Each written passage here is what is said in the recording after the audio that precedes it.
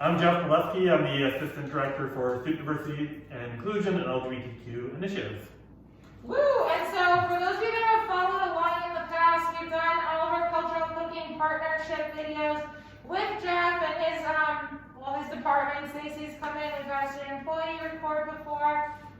So, because we're in the month of March, March is actually Greek American Heritage Month, and so we are here to cook some, I guess, traditional Greek food. For those of you that don't know, I am a Greek American, and March 25th is a very important day in our culture. It is Greek Independence Day, so we'll be cooking a meal that you can find at a Greek table during Greek Independence Day. Alright, so we're just going to briefly take you through the dishes that we're going to make. We're going to make 3 different dishes. The first one's really simple. It is a white fish, basically baked with like lemon olive oil and some seasonings. We'll take you through that one. And then we're going to make Greek style green beans. So they're green beans based in a tomato sauce, and we'll show you how we make that. And then I think probably the most exciting, just because it's the one that the least amount of people have probably heard of, it's called Tiropitakia. Translated literally in English, it's cheese pie. It's similar to spinach pie or spanakopita if you watched that video in the summer, but instead of adding spinach, this is made with cheese. So before we actually go through and begin prepping our food and making our meal, we are going to go ahead and wash our hands. We're not going to film ourselves washing our hands. You've probably seen this a bunch of times in our videos. But the CDC says that you should wash your hands for a minimum of 20 seconds. Make sure that you get in between your fingers, underneath your fingernails, and around your wrists. So we'll go ahead and do that, and we'll join you back here with clean hands. Okay, so we're back. We washed our hands. They're nice and clean. We're going to go ahead and start off with our tiropita. One thing to know, traditionally tiropita is served more as an hors d'oeuvre. So if you've ever been at a Greek restaurant or you've been at a function where you see these things that look like little triangles, those are actually called Tiropitakia, and that's the hors d'oeuvre version. So we're going to make those. It takes a little bit to actually wrap it all nicely, but in order to make it, we will need a pack of cream cheese, and part of the reason why Greeks eat this as an hors d'oeuvre is because we don't eat a whole lot of cheese in our diet anyway. We don't eat a whole lot of cheese in our diet anyway, and so we only have a little bit of it. So you only need a pack of cream cheese, about half a pound of feta cheese. So one thing I've noticed is that I can't really find a whole block of feta cheese unless I go to Sam's Club here. If I'm shopping at like Target or Walmart or basically anywhere else, I seem to end up having it at the crumbles. Fun fact, traditional feta, if you are in Greece, will come from either sheep's or goat's milk. It does not come from a cow. So in the US, if you're buying domestic feta, it's made from a cow, like from cow's milk. But if you do buy what's known as imported feta, that is going to be either goat or sheep's milk. Or if you go out of the country once COVID goes away, you'll be able to have authentic feta. And it has a different taste too, I think. It does. So when I went to Greece, it threw me off. I've never had feta and stuff before either. But it's an acquired taste. I'm not a very big cheese person. That's part of it too. But it does amplify the taste of the food. It's definitely a little more pungent, I'd say. So if you have feta here in the States that's made from cow's milk, so basically like anything you're gonna buy at Target or Walmart, or if you go to a restaurant, I'd be really surprised if a restaurant serves imported feta. But if you do buy it, you'll notice that the cheese, when you have feta here, you're not gonna really feel like it's a whole lot different from eating any other cheese. But if you are overseas or if you buy imported feta, it's going to have a more pungent taste. That being said, some people, I'm putting a disclaimer, some people, not all people, but some people that have an intolerance to lactose or like a sensitivity to dairy, sometimes goat's or sheep's milk doesn't bother them. So yeah, that's just a fun fact. Give it a try. All right, so we're going to go ahead and then the last thing, 2 eggs. So we're just going to go ahead and crack those in there and add our feta cheese and our cream cheese. If you are buying cheese, you can go ahead and opt for the low-fat cream cheese if you find it. If you don't, that's fine too. You don't end up having a whole lot. It's really just a little dollop that goes into it. And you're not supposed to have like 20 Tiropitakia. You really have one or two. So, Portion. yes, portion control. So I'm going to go ahead and start adding those into the bowl. One other thing I want to make sure to point out is that,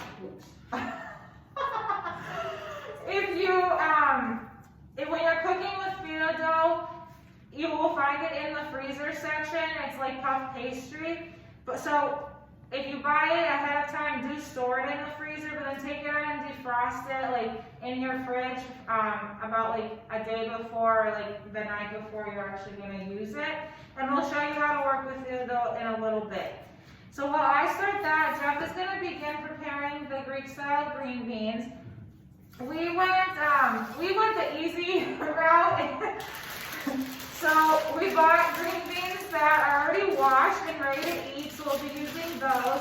You can also buy frozen. If I have the option of buying fresh, I like it because the frozen ones get a little watery. So there's that. You don't have to do much to these. They've already been trimmed for you. They've already been washed. You literally just have to dump them in your pot.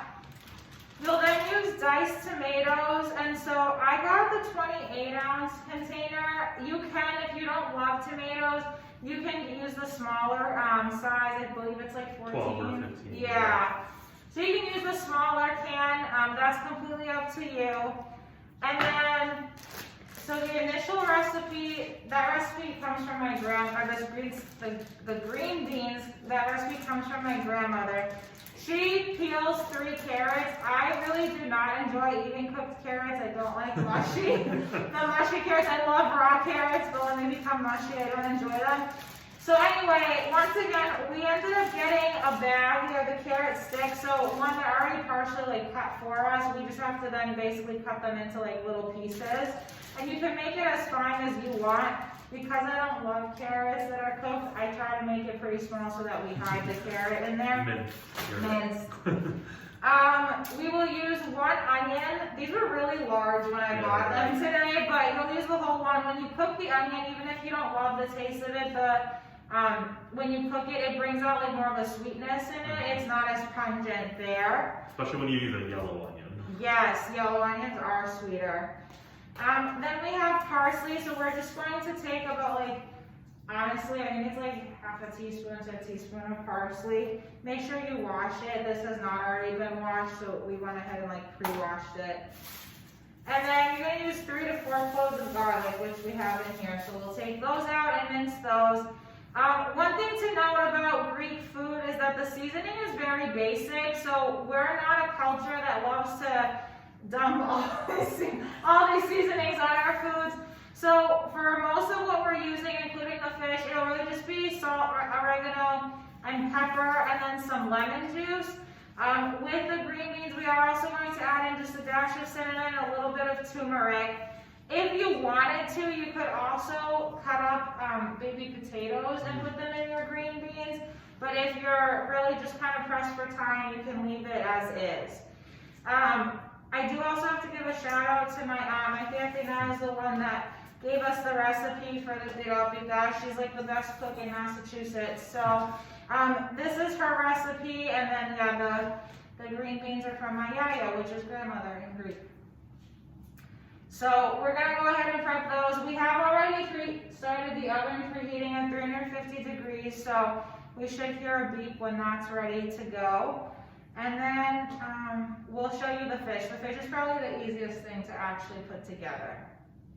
Okay, so we're back. The nice thing about having 2 chefs is we can work on different dishes at the same time.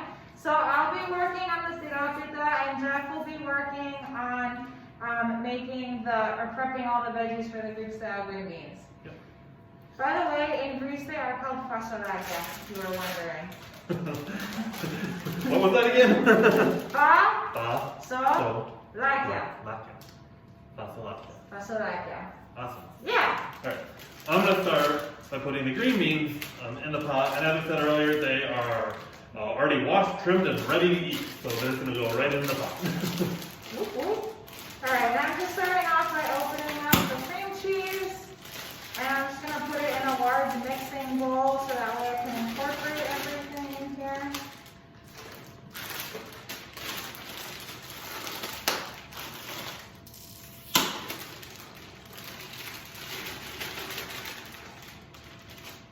So the nice thing about Greek food is that it's actually fairly inexpensive too. Like buying all of these ingredients cost me $30 today, so no. So I'm gonna go ahead and we got a whole onion here, whole yellow onion, and I'm gonna dice that up, and I'm gonna go ahead and put that into the pot as well with green beans. And the big thing I think is always important when you're cutting onions is you just don't want to go start hacking away at it. Like if you could potentially cut yourself. So I always heard the technique of like the bear claw on top of it to make sure that like the blade goes along like kind of the front of your knuckles. I guess what it is. Yeah. Fingers, knuckles, just to make sure that you don't cut yourself. So definitely pay attention to that when you're cutting. And I always start out by cutting the onion in half. I think that's easier. Yeah. Smaller portions easier cutting.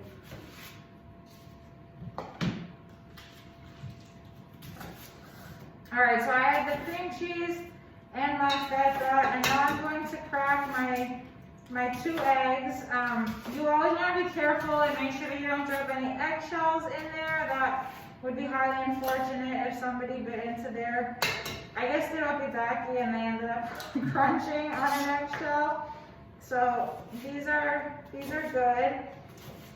And then food safety tip right now, since I just actually cracked eggs and I got egg on my hand, I'm going to throw away my trash and then wash my hands again. That's just good practice so that you don't get foodborne illnesses like salmonella poisoning.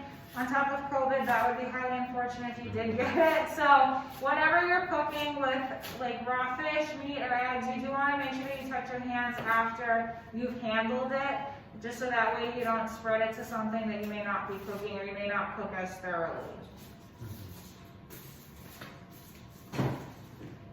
So as I'm continuing to dice the onion, there's a lot of onion that's diced up. And as onions, go ahead and wash in your hands. I can tell a little story about when I went to Greece. I think that's always fun.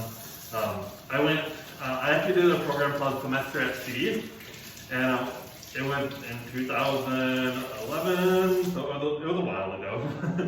And Greece was actually one of the locations that we went to, or one of the ports. And so we went to Preheat was the port, and I also checked out Santorini and Mykonos, but I spent a lot of time in Athens in that area, and I'm a big ancient civilization history buff. That's just my thing. I really enjoy. So I definitely checked out the Acropolis and the Acropolis Museum, and any site where we could check out any historical pieces of it. But between every location I went to, the best part about all of it was the food. Yes. And when we talk about street food in Greece, oh my gosh, it is the greatest thing ever. So I think those are my fondest memories. Of course, the people I was hanging out with and spending time with. But the food, the street vendor food, definitely miss that. And I think what's really cool about it is, even though this is Greek American Heritage Month, I'm talking about actually being in Greece. A lot of the street food you will find in some larger cities if you ever get a chance to go to Greektown and Chicago, or in the Metro Detroit area as well in Michigan. I'm originally from Michigan, so Chicago and Detroit weren't too far away. And we would always spend time going to the Greek festivals and just hanging out, and I would always go to the street vendors. Lukamales, I mean, they're not the great, but you gotta have your desserts, right? But the street foods are, I think, some of my fondest memories. Yeah, actually, so it's funny. I am originally from the East Coast, and so there are a lot of Greek communities there. In North Dakota, I feel like I'm the only Greek I've met. Actually, in the U.S., North Dakota has, I think, they've been rated as having the smallest Greek population.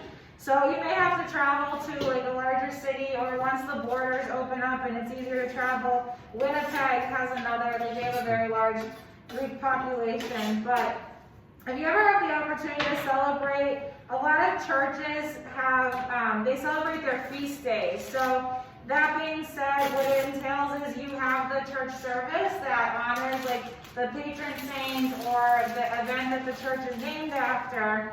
And then that weekend, so it tends to be a Friday, Saturday, Sunday event, they have huge picnics. And so it's filled with Greek food. I've had friends that are not Greek that have come to them and they've had a lot of fun trying the different food because it's made by people that are Greek, whether they're like immigrants from Greece or first or second generation, but the recipes are kept alive. Oh, there's the oven, it's done preheating. The recipes are kept alive as they get passed down from generation to generation, so the food that you eat is pretty authentic. It came from somebody's like grandmother. The other thing that's kind of funny when you're talking about Greek food and cultural cooking, which I know we've talked about with other dishes that we've made, we don't really, I guess in cultural cooking, recipes aren't really a thing. No. So that's why like with the cinnamon or the spices, it becomes a dash of this or a pinch of that, and you're like, I don't even know what that means. Or a little bit, just be like, oh, Yeah. just keep going. Just do it to taste. So we did have to kind of, I was going through the recipe and I was like, all right, like especially my grandmother's green beans, she kind of just knew exactly what to use and when. So I had to actually think that one through a little bit. One thing I will, I guess, share is that March 25th is, so I told you it's Greek Independence Day. A lot of people don't know this, but Greece for 400 years was under Ottoman rule, so from the Turkish Ottoman Empire. And so on March 25th, that's when we gained our freedom. I guess thanks to people that never backed down, they challenged authority and they aren't willing to settle. So, you know, we're fighters, I guess. Yeah.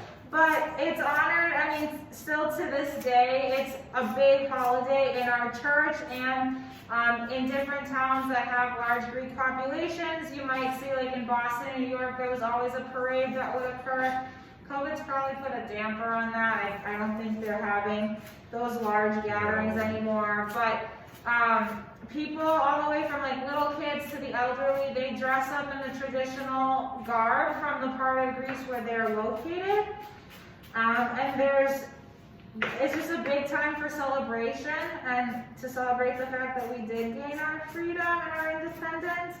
And so with the celebration comes a lot of different food. So we're really only making like a fraction of the food that you'd probably see at a gathering. Yeah, it is a big feast.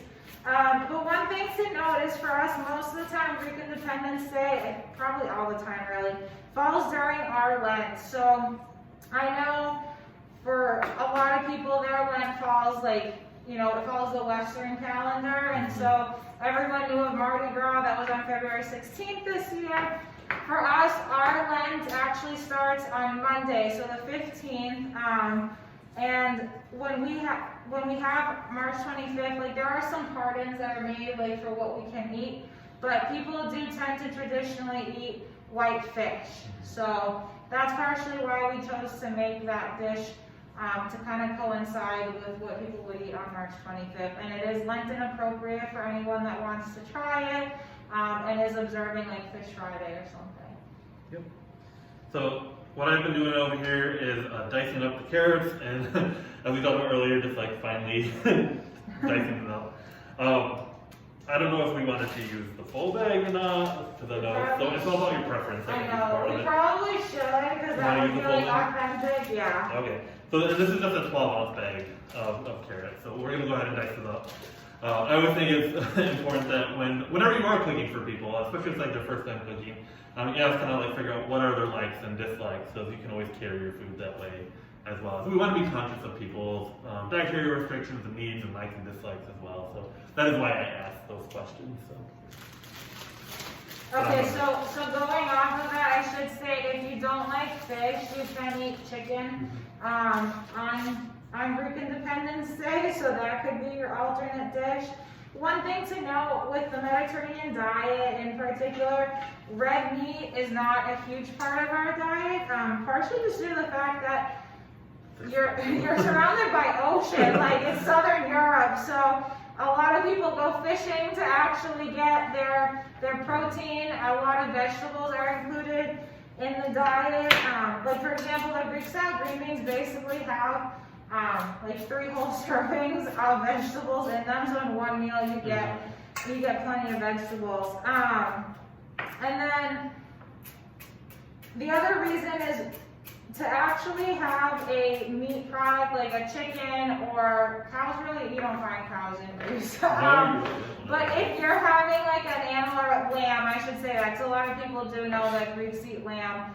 To have something like that would require a big, like a slaughter. And so those animals are also your working animals. Like they're the ones that you use to get milk. You sell that milk.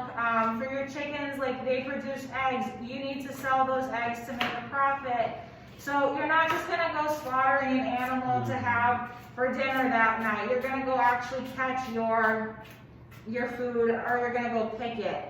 So that's just one thing to know. It's a pretty light diet. It's not like a heavy meal. And that partially just has to deal with like where in the world Greece is located. And I think you'll find that like the craze of the Mediterranean diet, like you'll see a lot of like seafood as part of that. I think like also like cucumbers and tomatoes and oregano, which Yes. olive oil, extra virgin olive oil. Yes, the first press. So fun fact, my grandparents actually still pick their own oregano.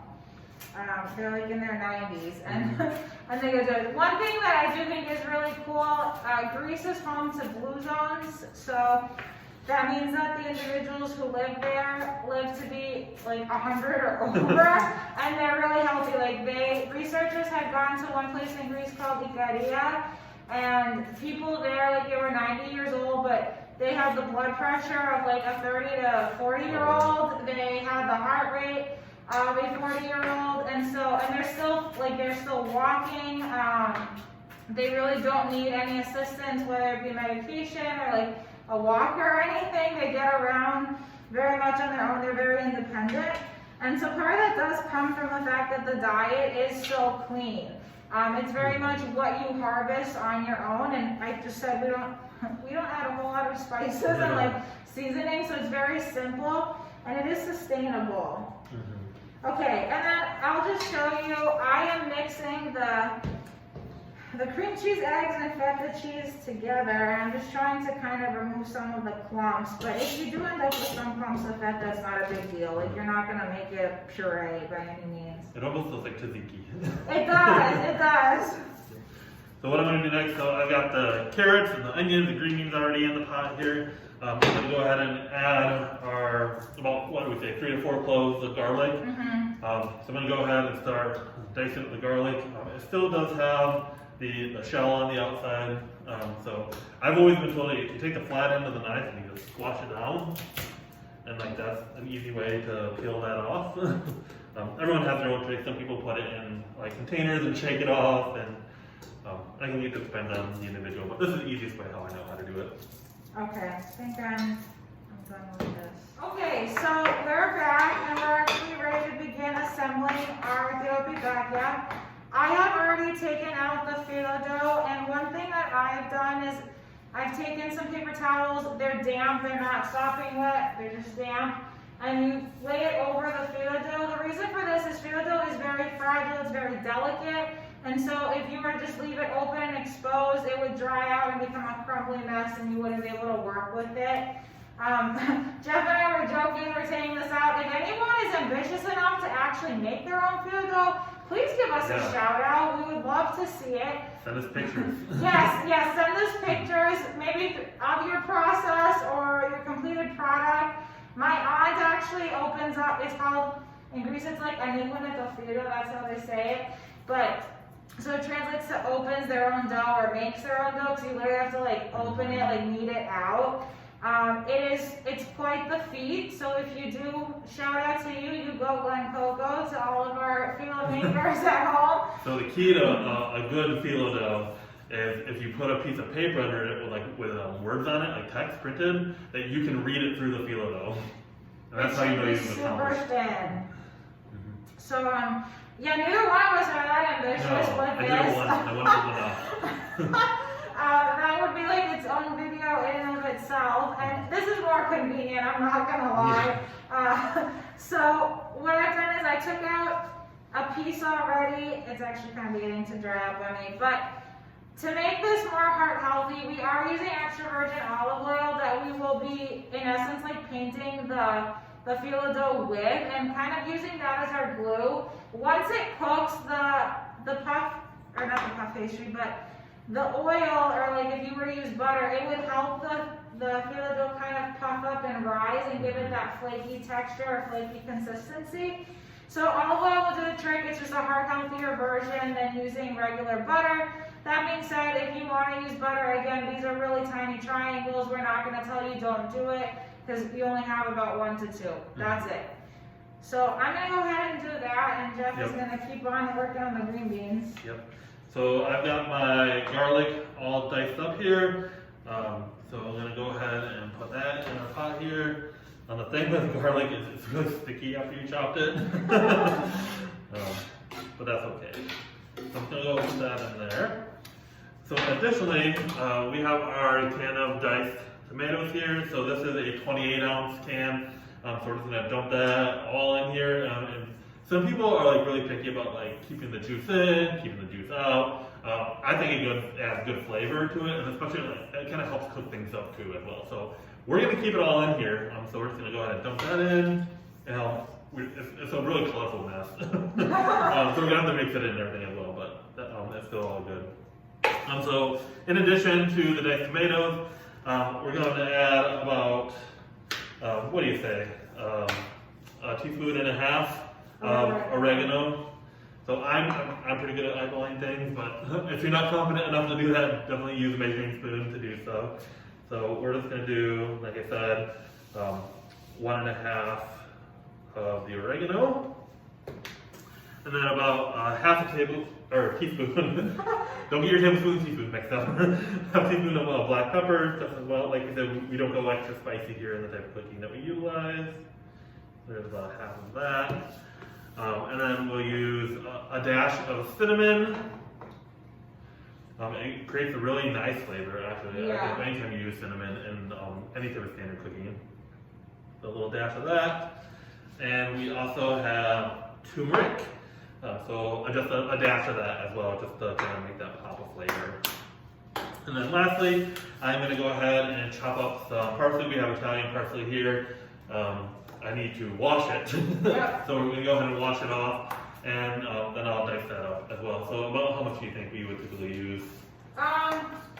You know what, some people, I see like, I don't know, a half to a tablespoon, yeah. So I guess it depends on like if you really like it or not. Yeah, some people, like my grandmother, sometimes uses a whole half cup of it, so that's a lot of parsley, but. And you see a lot of parsley used in a lot of Mediterranean cooking too. So. You do. Yep. So I'm just going to go ahead and wash this off.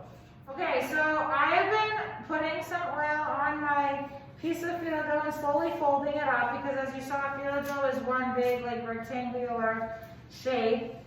So it ended up becoming about this size after I folded it, and I oiled it every time I folded it. And I'm just going to take a spoon, it's about a tablespoon I'd say, and you just grab your dollop of mixture. You can kind of eyeball it, but around a tablespoon should be good. And then you will begin folding it. So this is where the process might get a little tricky. And if you haven't done a good job of oiling in certain parts, you're gonna notice. Yep. So the nice thing is it's kind of like glue, so you can almost glue it together. All right. Oil, oil, oil. I'm over here pulling off the leaves of parsley. It is quite a job. There's different tools that you can utilize for cutting herbs. I just rip them off the stems and I make a nice little pile, and then I crumple that pile and I dice it. We're not super duper fancy. No, we're not here. My triangles are not. They're not all even. Geometry teachers of mine would not be thrilled. Okay. But I think part of the process, like you don't have to have perfect triangles. No, you don't. You don't. I think that makes it more fun. It's definitely homemade. It's so funny when you like, I don't know, if you go to like supermarkets and they sell them in their perfect triangles, it's like, who made that? That was not homemade. Paul Hollywood is not going to come and judge you. If you ever watch, I'm really into the Great British Bake Off right now, and I've just been like binge watching that. So, if you want a cooking show to check out and like learn all about different cooking styles, especially around baking, I definitely recommend watching that show on Netflix. Okay, so this is what our triangle looks like. And then I have taken a cookie sheet and lined it with some parchment paper. That just makes for easier cleanup. And so I am going to take my triangle and put it down. One tip that I recommend is put it down so the part of your triangle where you can see like you have to close that final seam there, put that down first. So that way it like lies on top of it. Alright, and then I'm just going to continue that process while you keep... Yeah, I'm just washing my hands from the parsley. It's really sticky on my hands. While you keep on cooking with the green beans.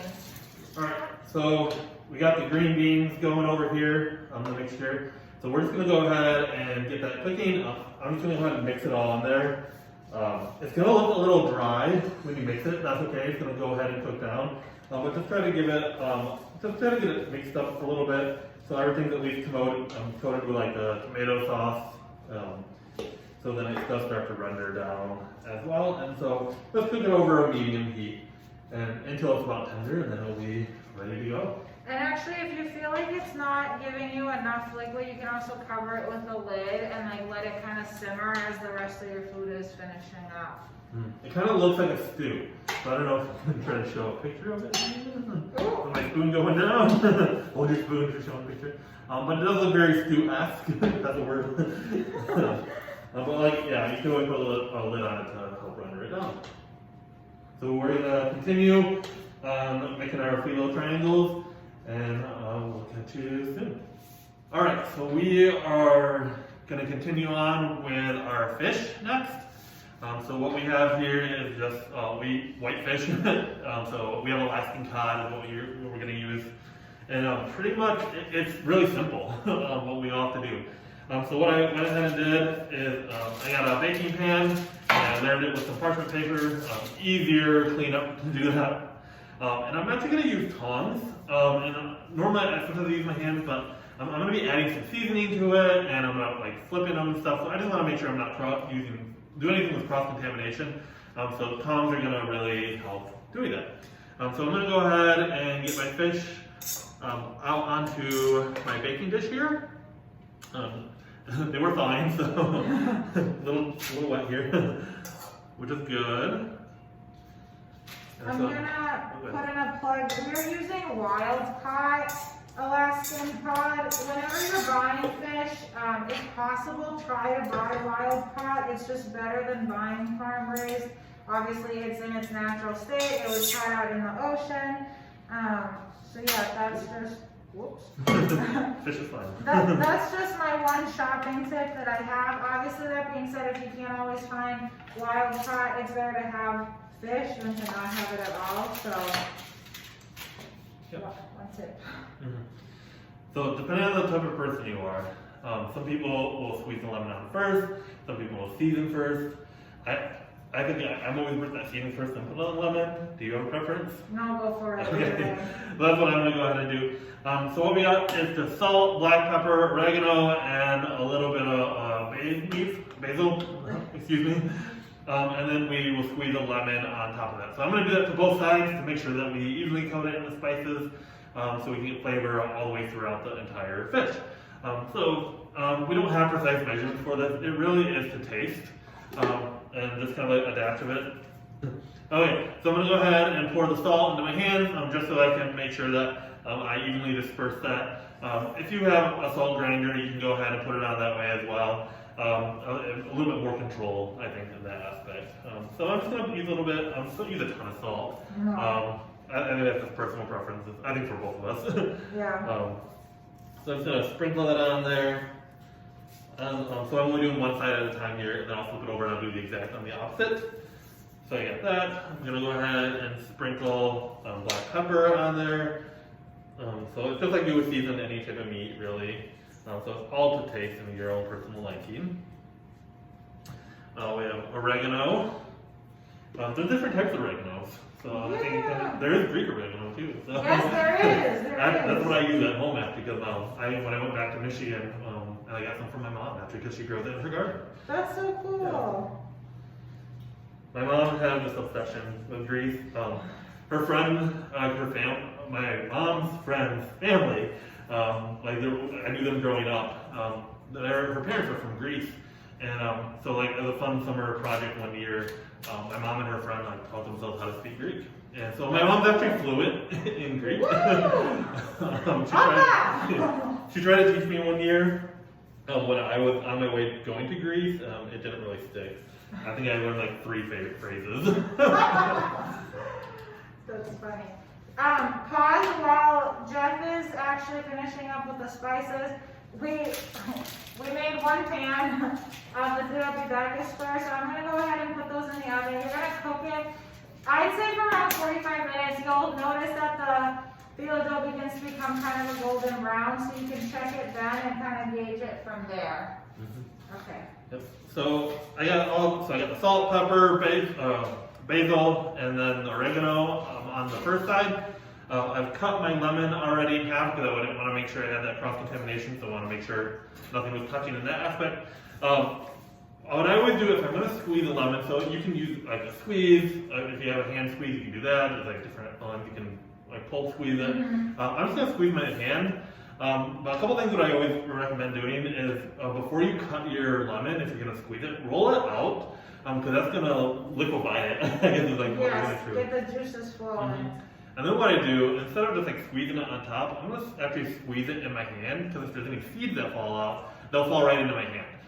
So that's always a good tip that I always say. So I'm just going to evenly disperse this 1/2 of the lemon, and then I'll flip it over and I'll do the next side as well. Alright, so I have the 1/2 done, and like I said, always make sure because sure enough, I've got seeds in my hand. So definitely make sure like you're not getting those out into your dish because you don't want to choke on that. So what I'm going to do is use those tongs again. So this is going to be interesting. I'm not going to use a hand I just squeeze my lemon with because it's already kind of gross. So I have a dry hand when I do seasoning. So I'm just going to go ahead and flip them over so I can season both sides because that's really important. I know some people only just season the one side, but I like flavor. So we're going to do both. And get my parchment paper here. So what I'm going to do is just sprinkle that salt on again. This time I'm just going to be really careful because my hand is covered in lemon juice. So just a little bit because I'm not crazy about salt. There we go. A little extra on that one. It came out really fast. So you got basil. A little bit of pepper. Yes, I am using my left hand. I like to think I'm ambidextrous, but I'm not. But I'm talented enough where I can use both. And then topping it off with the oregano as well. Awesome. And then I'm going to grab that other 1/2 of lemon I got here. I'm just going to squeeze that on. And we are going to be good to go to put this in the oven. I think the big thing when you are cooking fish, to make sure that it's at the internal temperature is at 145 degrees Fahrenheit. That's how you know it is cooked. So you can go over, it's okay if you do that. Definitely don't go under though. And then we'll put it in the oven for about how long do you think we'll? I'd say like look at it at 30 minutes. You'll kind of notice that the fish begins to turn more white. It's not as like translucent looking and it's more flaky. And then we can take the temperature then 30 to 45 minutes. Yep, so about 30 40 minutes. I would say like go about 10 minutes under so you can check it from what you're going to actually bake it on because every oven is different. So definitely check that out. So tune in. Okay, well, we finished cooking everything. Our fish cooked. We measured the internal temperature was 145 degrees Fahrenheit. Our Greek-style green beans cooked, and our Tiropitakia. We had several trays worth of it, so more are still cooking. But our first ones came out, so we have our little triangles, and you can see they puffed out. All right, well, thanks for joining us. I hope you had a good time learning a little bit about Greek American Heritage Month and kind of the Greek culture and stories that I got to grow up with, and then from Jeff's experience actually getting getting to travel to Greece. It's a fun, I guess it's a fun culture to be a part of, not I guess, it is a fun culture to be a part of. And so I hope you all can experience it in some way, shape, or form. Through food is pretty easy because you can make that wherever you are.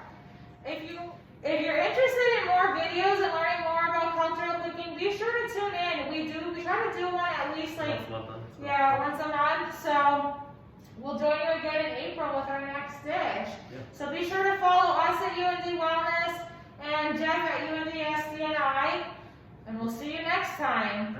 Thanks. Bye. Cut. Okay, the oven turned off. I don't understand. Bake.